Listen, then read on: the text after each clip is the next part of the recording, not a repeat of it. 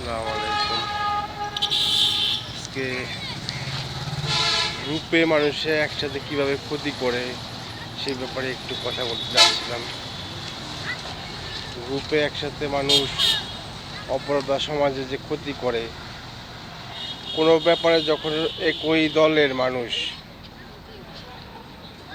একমত পোষণ করে তখন অপরাধ করতে তারা উদ্বুদ্ধ হয়। মানে তারা নিজেদের স্বার্থের জন্য প্রতিপক্ষের উপরে অনেক রকমের ক্ষতি করে।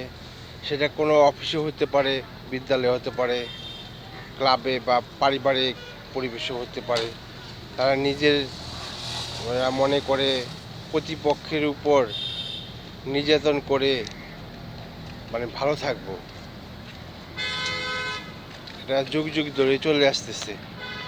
এখন আমি এই এলাকাতে আসছি, এই এলাকার এই পাশে অনেক বলার মানুষ থাকে। বলার মানুষ তারা একত্র হইয়া এই এলাকায় হয়তো নদীর পাড়ে তারা মনে করে যে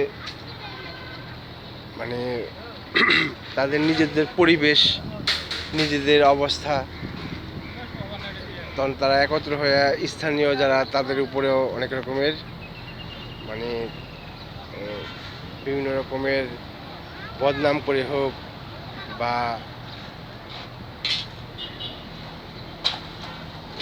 বিভিন্নভাবে তাদের অসুবিধা তৈরি করে হোক, এরকম ক্ষতি করার চেষ্টা করে। আসলে ক্ষতি করলে কি হয়, কারোই আর কি ভালো অবস্থা হয় না।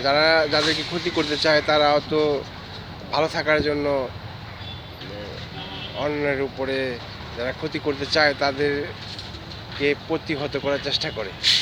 এখন দুর্বলদের দ্বারা অনেক বড় ক্ষতি হতে পারে, আবার সবলদের দ্বারা অনেক ক্ষতি হতে পারে।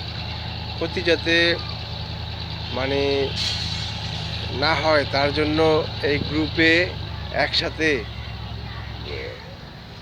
ভালো কাজ করার চিন্তা, চেষ্টা এবং তৎপরতা করা উচিত।